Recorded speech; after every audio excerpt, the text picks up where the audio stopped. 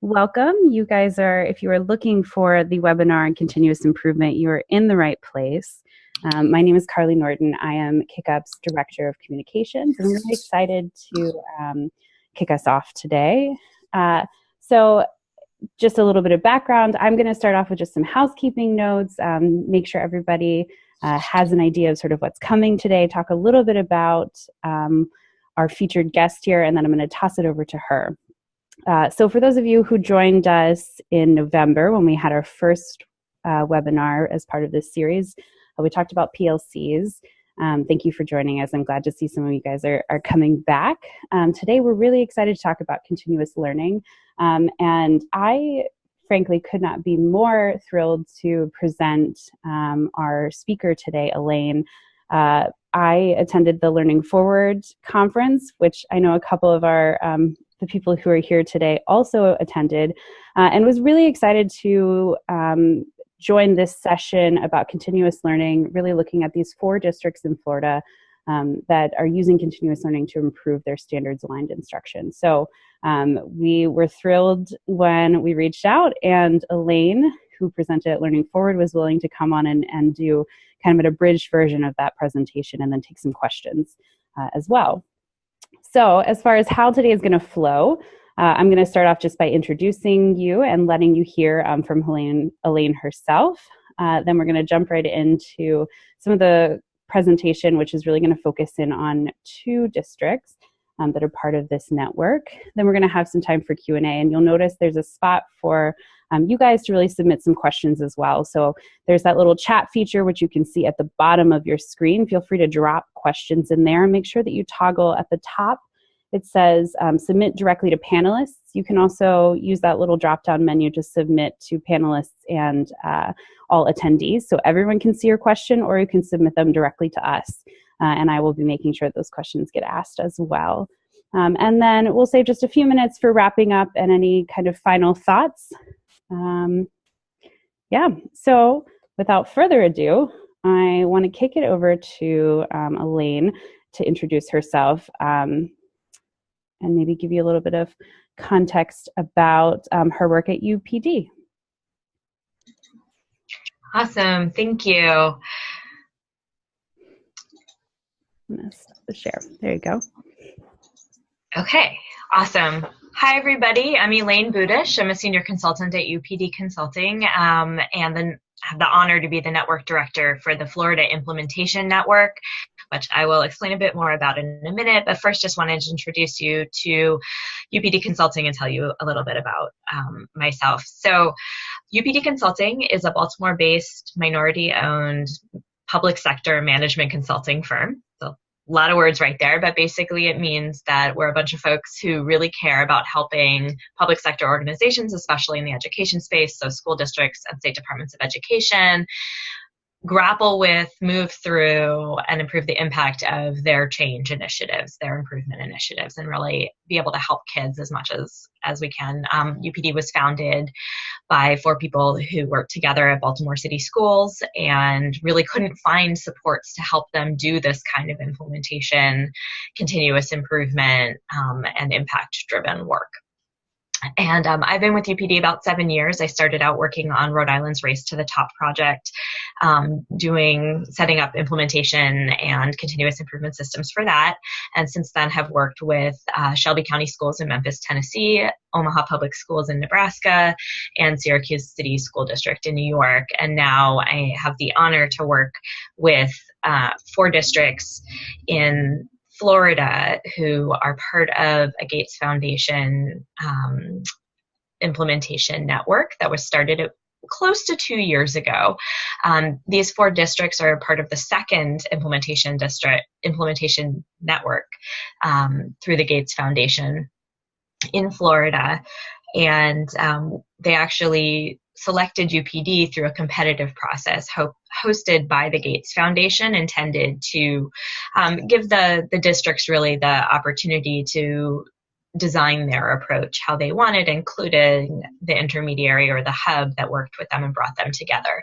The purpose of the network is around standards aligned instruction, which Carly mentioned. And the 4 districts we work with are Miami-Dade, Palm Beach, Lake, and Volusia counties. Florida is a county education system.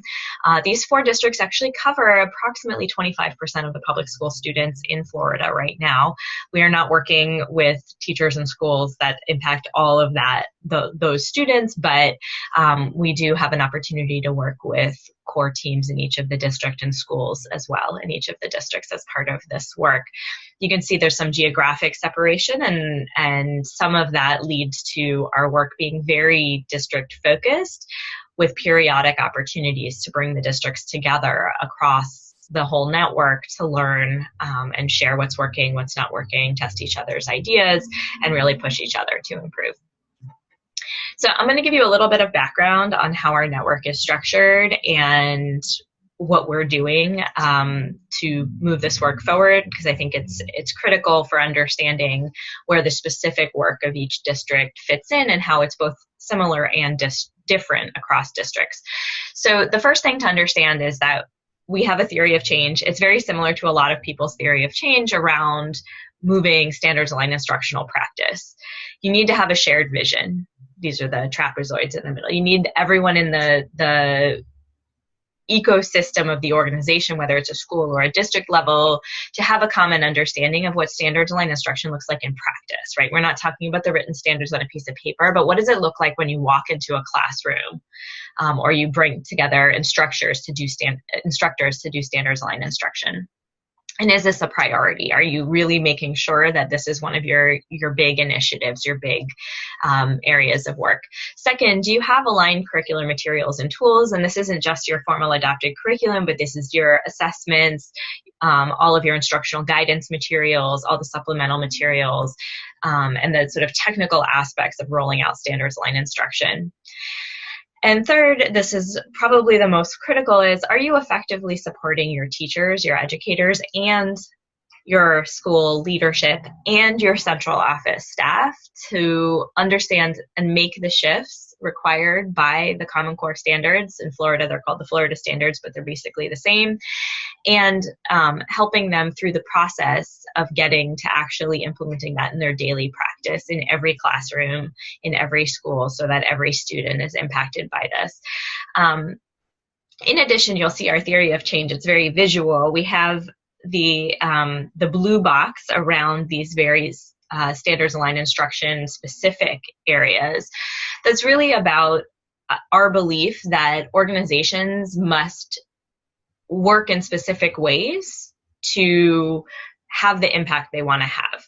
And so I'll talk a little bit more about this in a bit, but this idea that focused leadership, people-centered practices, and a learning culture really drive whether you're successful at an organization-wide level and how fast you move in the direction that you want to be going. And finally, the green boxes are ongoing commitment to bringing districts together to learn, because we believe that there is acceleration and impact that happens when we take ourselves outside of our box and talk with people who are working on similar things in different contexts and can push our thinking and challenge assumptions that we're making based on our daily environment.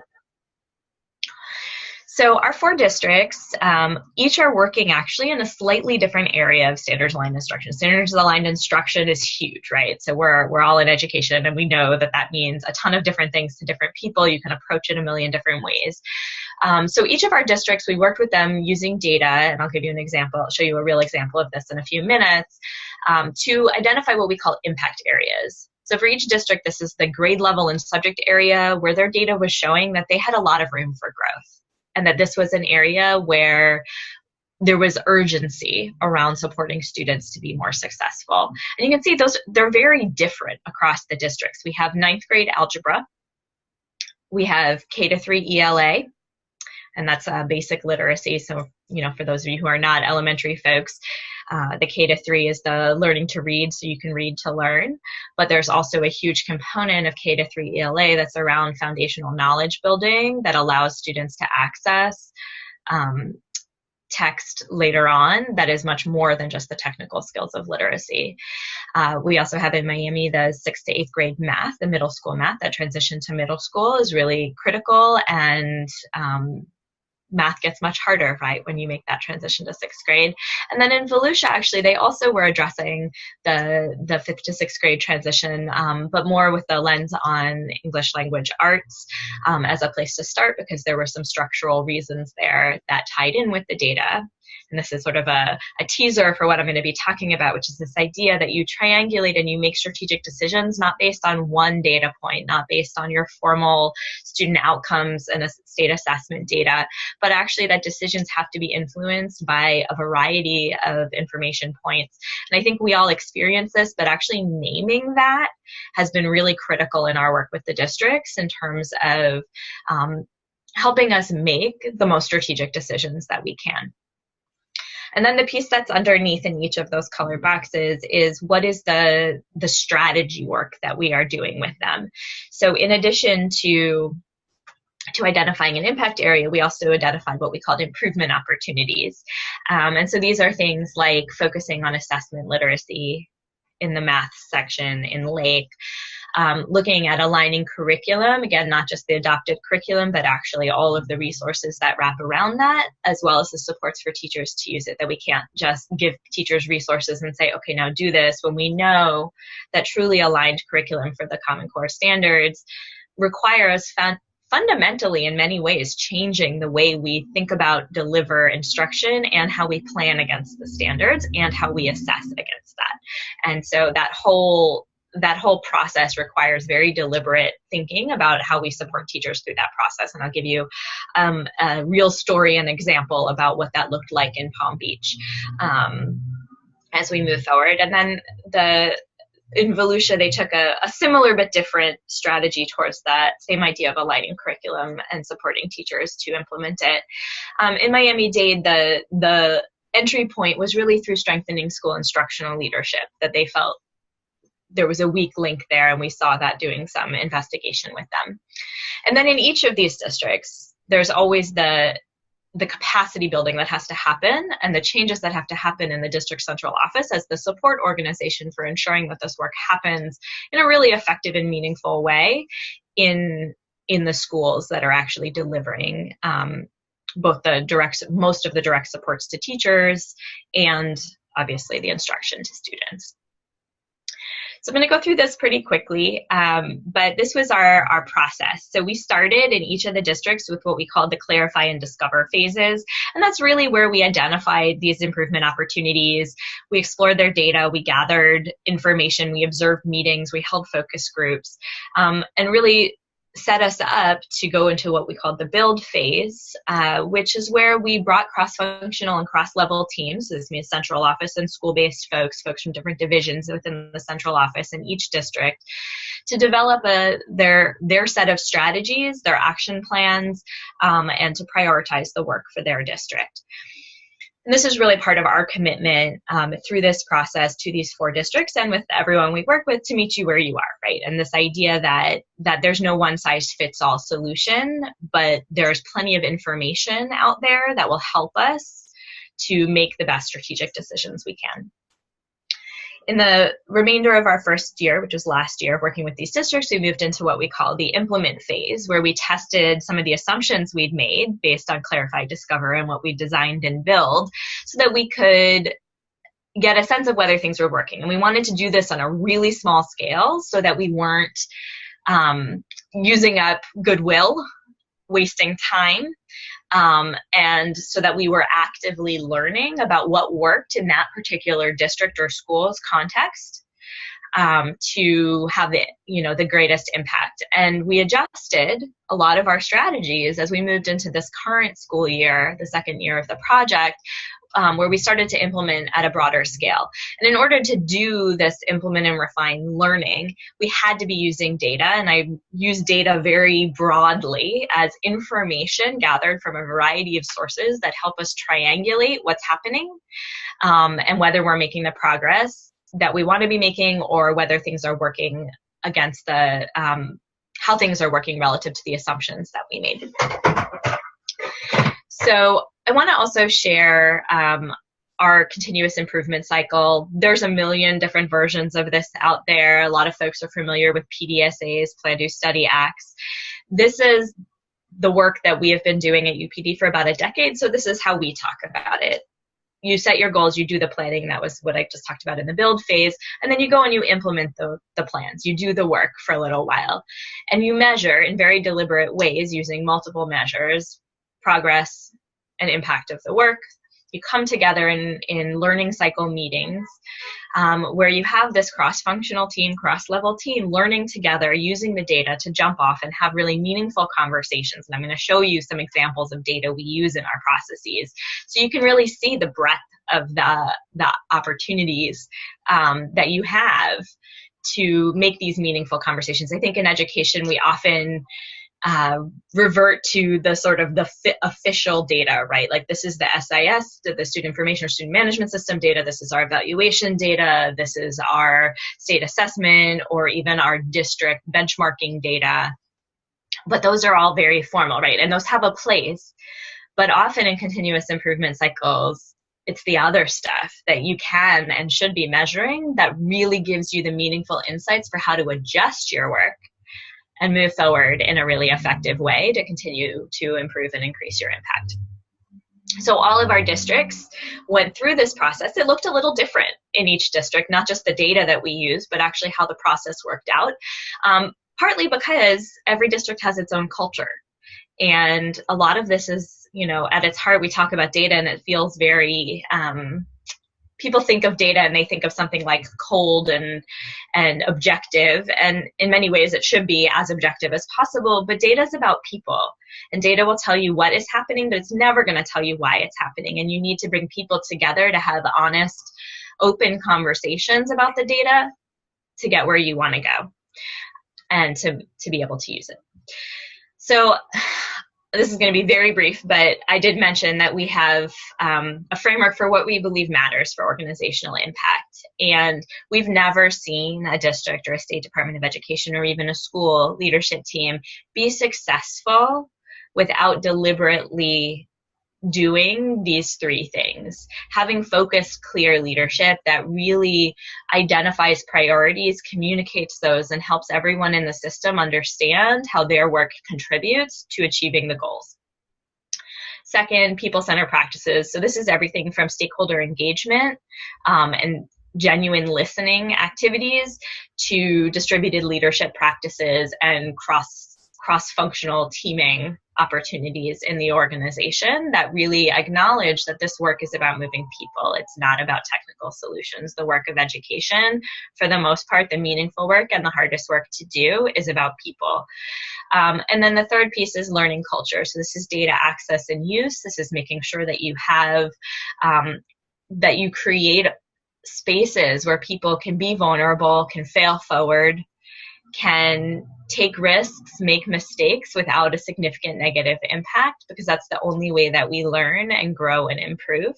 And this is often very hard because that's not how education accountability usually works.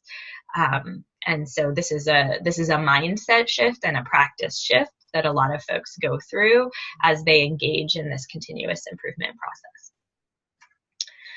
So I'm going to share a little bit. I know there's a lot of words on this slide, but really if you think about, let me just focus on the colored words on the left-hand side, but I want to tell you a little bit about what we've learned so far. So we went into this being very clear that we don't know the answers and that we want to learn alongside our districts.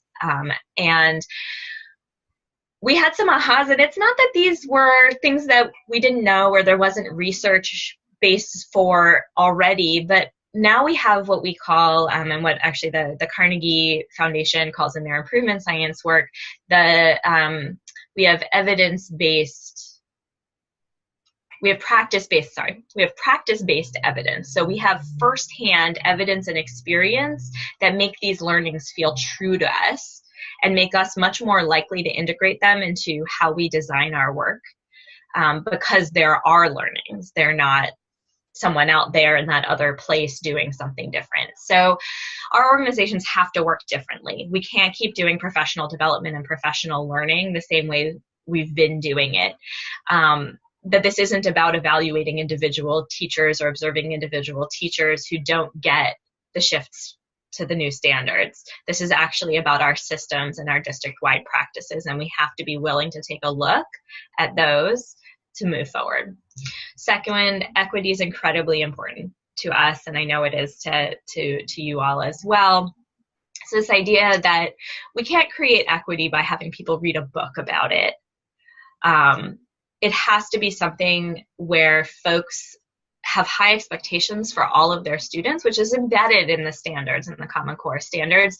But a lot of people actually a lot of teachers water that down. They don't think their kids can get there. They think it's too hard. Their kids aren't prepared. We see a lot of that. And the shift to moving adult mindsets around what their kids are capable of in the traditional public school district, it requires teachers to be experiencing giving students rigorous tasks, aligned tasks, materials, assignments, opportunities to learn, and seeing their students rise to the occasion. Really looking at the student work, really not prejudging, and that requires a level of trust between the teachers and the professional learning and experts who are supporting them to make these changes. And then third, change takes time. This is a long game. We've been implementing the Common Core standards for close to a decade, and it is nowhere near reaching every classroom and every instructor. And that's because we can't train people to do this. This is a fundamental shift in how you think about instruction. It is a beautiful, wonderful shift, but it is hard, and it is a long process of growth. There's no end game. It's not that you're not aligned or aligned as a teacher, and this was a big aha for people, right? We want things to be on a four-point rubric. And we've moved away from talking about it like this. This is a lifelong journey that educators should all be on to move more and more to embody the shifts required by the Common Core standards. So I'm going to move to giving you some examples and telling you a few stories about a couple of the districts we've worked with. I don't have time to go through all of our districts. They all have wonderful stories, but if you have questions or want to hear about the other ones, feel free to put those in the chat or ask them later. So the first district I want to talk about is Volusia County Schools. So Volusia is about an hour northeast of Orlando, and it's relatively rural. It's best known for the Daytona Speedway racetrack. There's some beaches, but there's quite a bit of it that's away from the beach as well. And they do pretty well in their elementary. They hold their own, but as they get into middle school, they really saw a huge drop off, and this was something that was a concern to them before we even started working with them. So the data you're looking at here was from these wonderful dashboards that were created through K-12 Lift, which is an organization based out of Florida. And what you're looking at basically is publicly available data that has been manipulated to account for poverty. So instead of looking at how the percent proficient or how well students do just relative to everyone else in the state, it's saying relative to other schools and other districts that have similar student demographics, how well do you do? The only thing you really need to know about this is that red is bad and green is good and tan is neutral. And this is a heat map of reading and math across the grade levels, and you go down across the years. Now, one of the things that we saw with Volusia County that jumped out at us when we were looking at their initial data was that in 5th and 8th grade science, they were year after year after year knocking it out of the park. And they blowing everyone else in the state out of the water. No one else had this consistent green pattern in science. And if you look at the bottom graph on this slide, basically all those blue dots are all of the 8th grade schools that tested 8th grade science in the state of Florida in this year. And this pattern holds true year over year. The red dots are the Volusia schools. All of their schools are in the upper part of the distribution. The poverty rate is across the bottom. So as you can see, we have that downward slope for lower income. The more lower income students you have, the lower performance is likely to be. But just the fact that every single one of their middle schools, their 8th grades tested, were above average. So we were like, what is driving this crazy result? These are the same kids getting tested in reading, math, and science, right? It's the same 8th graders. It's not like they're different kids or different years. And yet in science, they have these stellar results that we're not seeing in reading and math. So we did an investigation to say, you have a positive deviant, a positive outlier, like right in your district. So there's no waving hands and saying, well, but that's their district and they have different structures. This is in your own district with the same kids. And that was really eye-opening for them, that there were things, and this is the idea of systems in our learning, there were systems in the district that were different on the side of science from ELA and math. And one of the things that we found was that they actually did curriculum and assessment development with their science teachers. About 40% of their teachers district-wide participated every year in curriculum and assessment development and refinement. And this doubled not only as having really practitioner-driven science curriculum and materials development, but actually also was in and of itself a professional learning opportunity for the participating staff. And there was no equivalent in reading and math. There was no ownership on the reading and math side, or very few teachers were involved in those processes. So we actually invited the person who had led the science curriculum and materials process for the district to participate in our design team for the ELA work we were doing with them, to bring these ideas and the way that she had designed that work into the mix. So what else did we do when we were setting up? And so I'm using Volusia as an example of how we started this work before we even got to the continuous improvement cycles. So the other thing we did in Volusia that was really exciting was that we did focus groups and interviews with students, teachers, principals, and other staff across 3/4 of their middle schools, as many as we could get to given time and scope constraints. And we had some hypotheses about what was happening with the 6th grade dip. When kids transition to middle school, we thought, this is all about them, feeling intimidated by middle schools and kind of being lost and whatever.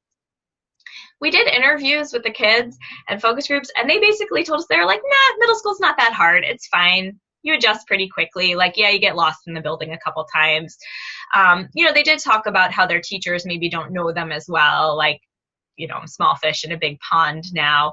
But most of what they said was that the instructional expectations were just incredibly different at 6th grade than they were when they were in 5th grade. And so it really highlighted for us the academic disconnect between elementary and middle school. And that was not something we'd expected, right? And these kids, and using their voices, really drove some different strategic decision making for us. So fast forward, we're doing a lot of work supporting them with their curriculum material development and their support of teachers through ongoing professional learning opportunities to actually drive some pretty powerful alignment between elementary and middle. So we actually moved our focus from only supporting middle grades staff to saying, what is that systemic continuity that we need to help the district build? Now, we were piggybacking onto an existing district system of early release professional learning days, where they happen periodically throughout the year, and we were trying to sort of see if we could transition those available professional development times into something that would follow what we needed it to follow. One of the sort of odd things, and this is data from their elementaries, is that the part of the structure was actually that in this district, they had about 50 facilitators, most of whom were teachers who had been identified as potential teacher leaders coming out of their schools. So they would receive a training on this material, and then they had to turnkey it. And this was the data from our first or second session, and some of you may be familiar with the idea of a net promoter scale. So a net promoter is usually, it's a 1 to 10 scale where you say, how likely are you to recommend this session to a colleague? It's the type of feedback that we collect. And it was all over the map. And there was a whole lot more red and orange than we wanted to see. But we also knew we'd had limited time with the facilitators. But this spurred an entire review of both how we trained the facilitators for these sessions and our expectation for the amount of material we could provide and what that material could or should focus on in the remaining sessions for the year. We also, this is the same net promoter score. So if you look, actually, the net promoter, it's sorted by the middle column. That is the net promoter score, and this is by session. So we were able to also share this data with individual facilitators and help them build their understanding of delivery and need and where they might need to be asking actually for extra support in this area. So those are some examples. These last 2 slides are data that we bring up every cycle when we do a learning cycle or continuous improvement cycle with the district team there responsible for these sessions. And we look to have that improve each cycle. So I'm going to shift gears and actually talk about another district right now called Palm Beach. Most of you have heard of it. Our president is there quite a bit these days, which causes a lot of traffic jams from what I understand. But so this Palm Beach, if you remember, is working on K-3 early elementary literacy. And one of the first things we figured out was that their materials were not even close to aligned. And so the first thing we needed to do was get some higher quality materials into the hands of teachers. We started, though, because this was such a big shift for them, with a pilot of 5 schools, 2nd grade only. So it was a total of 42 teachers who participated in a 6-month pilot with us last year. And when we started, we asked them, you know, how well do you know how familiar are you with the Florida standards? And in the beginning, like 80+% of them said, yeah, I'm very familiar or somewhat familiar with the Florida standards. This was the pre-survey before we started working with them. We did a big 2-day training with them in December. And then when we checked back in January before our second session with the participating teachers, only 13% said they were somewhat familiar. None of them said they were very familiar, right? So you don't know what you don't know. And over time, we saw the number jump back up. They got more familiar with it. They felt like they could reasonably say that they were familiar or somewhat familiar or very familiar. And as you can see, the very familiar continued to grow across the spring last year. As we worked with the teachers, the model brought teachers together in these monthly collaboration days where they really built their skills, reflected, used student data, and were able to plan in collaboration with their colleagues at their school and across schools for the upcoming units within the core knowledge curricular materials. So that's their self-reported comfort. We also looked at data and again, we brought this data every month to our design team and our core team that was leading this work to reflect on it and see what else we needed to change.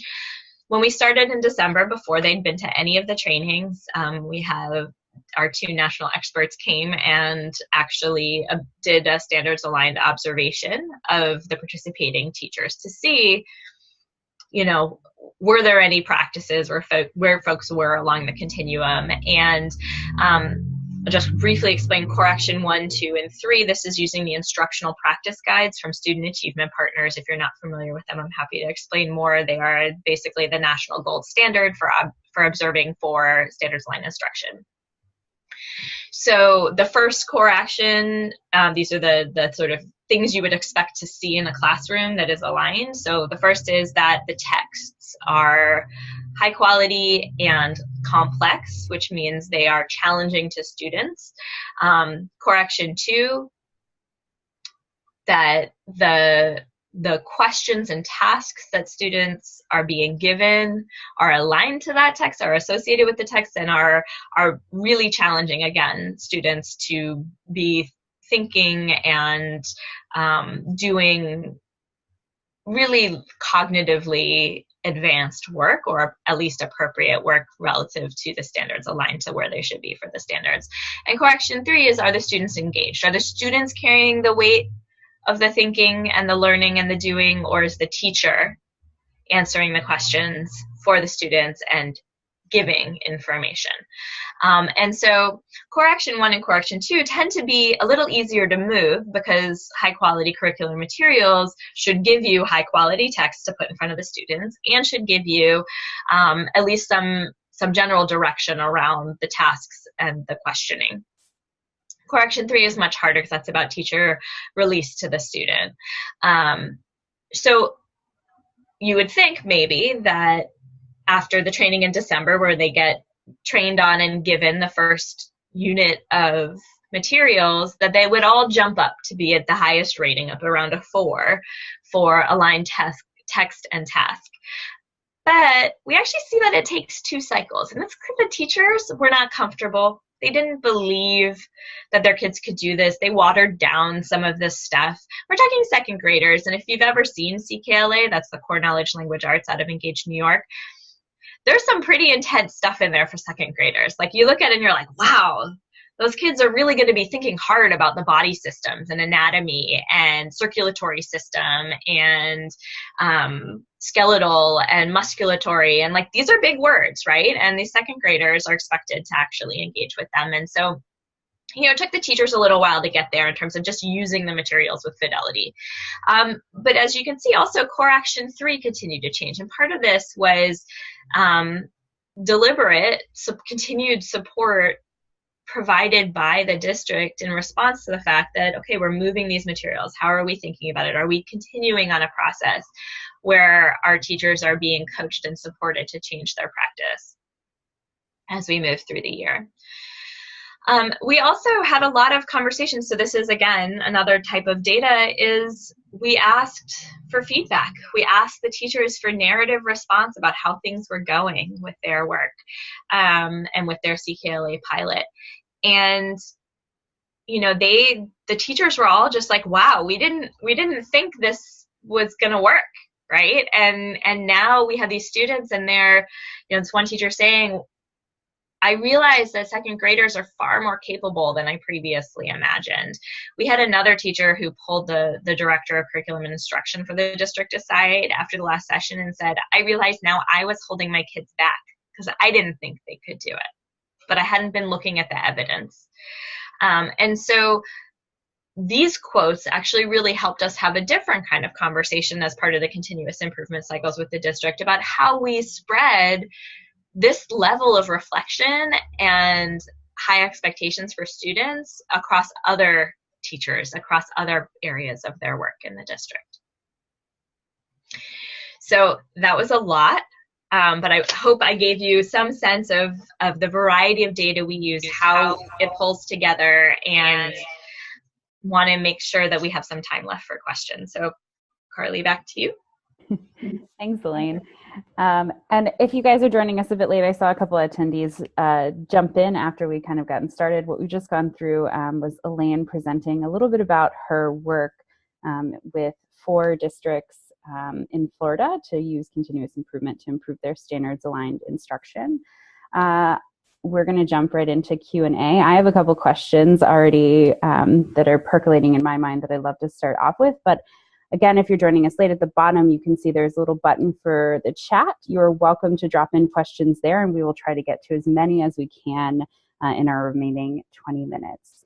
The other thing I want to do, again, before we jump in, is just kind of reintroduce our 2 panelists who are here. So Elaine is our featured speaker today, and we'll be taking some questions about the work she just presented. And then I also wanted to acknowledge my colleague, Mari Sol, who's also on the call and is our education research specialist at KickUp, and may also chime in a little bit with some of the themes that we see in our own clients as well. So with that housekeeping out of the way, Elaine, one thing I was really excited about when I first saw this session and we first started talking was this idea that data doesn't have to be just student assessment scores. I think a lot of times data districts talk about, how are we using data? And they're really using that as a shorthand for student assessment scores. But what I thought was so really rich about the work within the FLI network was that you're extending this out. You're looking at other data during the discover phase. So I'm wondering if you could, in thinking maybe about those two districts also that, we had to trim off just a little bit for time, what are some other kinds of district data that people are using to really do this continuous improvement? Yeah, so there's the sky's the limit when it comes to data. Data really, sometimes I think we should just call it information. So I also, some people are concerned about perception data or self-reported data, but as long as you know what it is, it can tell you incredibly powerful things. So like the Palm Beach slide I showed about comfort with the standards, we ask all sorts of perception data that's feedback data. So we're always asking, how well folks think certain professional learning opportunities where they're struggling, rate their implementation so far from terrible to terrific. There's a ton of surveying actually we do. And I know, Carly, you and I had talked before about this idea that you can over survey. You got to make it bite-sized, manageable. Usually we tie it to the end of an event so that it feels like as part of it rather than we're just constantly sending surveys, but we use a lot of survey data or feedback, whether it's feedback survey or perception survey. And we try to also follow the district's lead. So you gotta sort of feel people out for how much surveying they want to do, but that's a huge piece of it. Student work data is another thing that you can look at. It's much harder to sort of put into a PowerPoint deck, but especially when you're working with teachers, this idea of bringing examples of a low, medium, and high student work piece in response to a shared activity that teachers are trying out, that's data. And that's information both about how your students are doing, but also actually how you're doing in designing activities and tasks that are meeting the standards. I did have a few more slides that I threw in here as an appendix. So this is perception data that we used in Miami. So we asked about whether they have a strong understanding of the Florida standards. This is for administrators who may not have a math background. Whether they share a district-wide priority, right? So this was around our theory of change. We're always trying to understand, do people have a clear shared vision and prioritization of the work we're trying to do together? And whether as a school leader, you believe your school team has a clear vision. This is baseline data from Miami, so we don't, we haven't had the update yet. We're also in Miami rolling out an observation tool similar to the instructional practice guides that I mentioned, and we collect data on how long they spent in each classroom. We were expecting them to say 5 to 10 minutes per classroom, and instead these are minutes. It ranged from 15 to 55 in the first cycle. They were spending a lot more time in the classroom. And we asked questions. So I put in a few discussion questions here just to help folks understand, we're doing this as a learning process. So it's not, you should only be spending 10 minutes in a classroom. Why did you spend more? And instead it's, what were the factors? Tell us more about it so that we can understand, is this actually we need to change our expectations at the district level about how much time educators spend in a classroom for something like this versus, maybe these administrators just need more support to get better at this so that they can see what they're looking for faster. And then one more example is just sometimes what you're doing is actually very rubric based. So we collected some data about, and this is actually not even assessing the quality of the tasks in a student. So this is Lake County, which I mentioned, they're doing teacher assessment literacy. So we're really looking at formative assessment practices, which is if you're doing a weekly assessment with your class and you're trying to understand whether they got the concepts and the standards, you really want to see in the math standards, I'm sorry for folks who aren't as familiar with it, but so there's 3 aspects of rigor in that you would expect to see one of or more in any given standard that you're covering in math. Those are conceptual, procedural skill and fluency, and application. And with those, you would want to see a balance. When we did the sort of first teacher-created assessments, their balance was all off. They were 67% conceptual questions on their assessments that they created. And we would expect to see it be about a third, and a third across the 3 types. So this data is very simple, but it was incredibly powerful for continued refinement for the next professional learning session for this set of teachers to help grow their understanding of how to create really well-balanced assessments.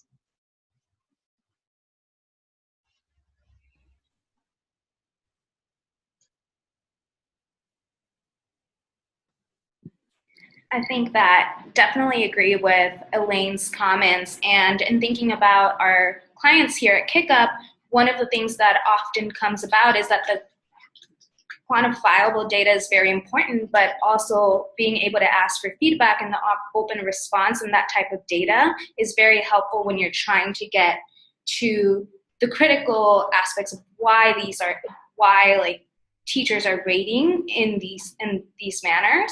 And so what our clients have found helpful is to be able to go through some of that feedback, tag it, and then be able to come back to that quantifiable data and trends that were spoken to in the feedback. Yeah.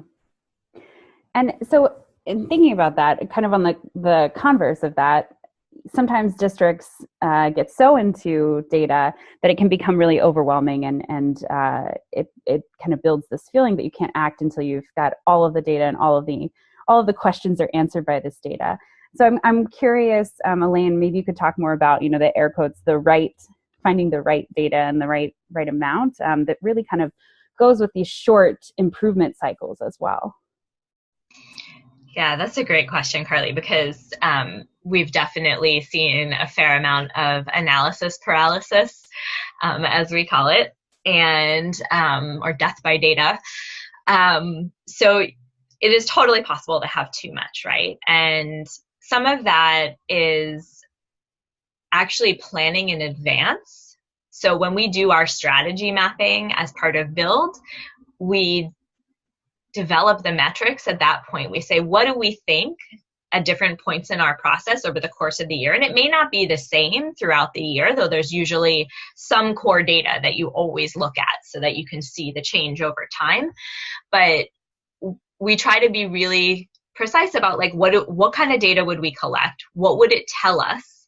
What kinds of questions might we answer with it? And is the juice worth the squeeze in terms of the lift of collecting or analyzing it? Because that all takes a lot of time. And frankly, you don't have the time even in a regular learning cycle, like to go through all the data. So I would say that this is, even for us, this is a continual balancing process. There's no right answer, but you have to always stop and ask yourself the question, are we looking at the right data? Is it giving us the information we need that's useful and actionable? Are we collecting stuff we don't need? In which case we shouldn't be surveying. We shouldn't be asking those questions if we're not going to use them. And we shouldn't be bothering to analyze the data. And, similarly, like if we're doing an analysis or an assessment of work products from a teacher training, like the rubric I showed you from Lake County, you might not want to do that every time because it's very labor intensive. So you might decide like this is the periodicity that we want to be on for that. But it really is, it's a judgment call, but you can only make those judgment calls by asking yourself those questions about what am I expecting to be able to, what decisions am I expecting to be able to make based on each specific piece of data? Which ones are the most critical or give me the best information? And as a set, did they triangulate the right picture to get as close as I can get to understanding what's actually happening on the ground? Because that's what's going to drive decisions, right? There's always that litmus test of like, what's driving my decisions? What's going to drive the best decisions? And how much do I really need to be able to make good decisions versus like the stuff that's, interesting, but not mission critical. And building on that, the time piece that you mentioned, one of the really interesting things to me was this idea that 4 to 6 weeks is a good time frame for an improvement cycle. I'd love to hear more about like why you think that time frame works. From the many years that UPD has been doing this work, and when does it not work? Yeah, definitely. So what we find, it's sort of, there's a sweet spot somewhere in there depending on what you're implementing, but 4 to 6 weeks is usually enough time to go and try out some changes and actually have them get some legs under them and measure them before you come back. But it's not so long that you're doing something that's actually taking you down the wrong track for 2 or 3 months, which is what a quarterly approach would take, right? And so again, there's sort of that judgment call of like, what's the balance? And so I've worked with a number of districts that we started out saying it was every 4 weeks, and we moved to every 6 to 7 weeks actually, because there wasn't enough data between cycles that we could collect. So it also depends on what you're doing and like what data you're collecting about it. You might find that there are some pieces or some work where it actually is quarterly, and you might find that some things it's actually weekly or biweekly. And when we think about the sort of granularity of the work, when we're talking about teacher learning cycles, some of it's monthly for these sort of like larger collaboration days, but actually teacher PLCs are weekly continuous improvement cycles, looking at weekly student data. And if you are really deliberate about collecting formative student data every day or every week, you can do that weekly, and you should be doing that weekly, right? You don't want to lose time. And I always, when I first started doing this work, people, one of the things that really resonates with people is this idea that like our official assessments are annual, but you would never want to have a whole year go by where you're like going down the wrong track and wasting an entire year's worth of education for your students. And so how do we find that right balance of, depending on data availability, and this is just a logistical thing, we've actually found it really helpful to schedule learning cycle meetings based on when data are available. So like you never want to schedule a learning cycle meeting for the day of or the week before some critical data comes out, because all you're going to do during that meeting is being like, well, we can't really figure it out until we see this data next week. So that's sort of just a logistical piece that actually makes a big difference for the power of these continuous improvement cycle meetings. Yeah. I'm going to try to sneak in one more question. Forgive me for this. We have about 6 minutes left, but I'm really interested in the commitment to implementing small and then scaling up. And I'd love to hear more about like how do you determine the right scale for a first implementation, and then how do you extend that into scaling it out? Yeah, that's the $1 million question. So it is hard. It is hard to find it because we all feel like we need to be moving faster for our kids.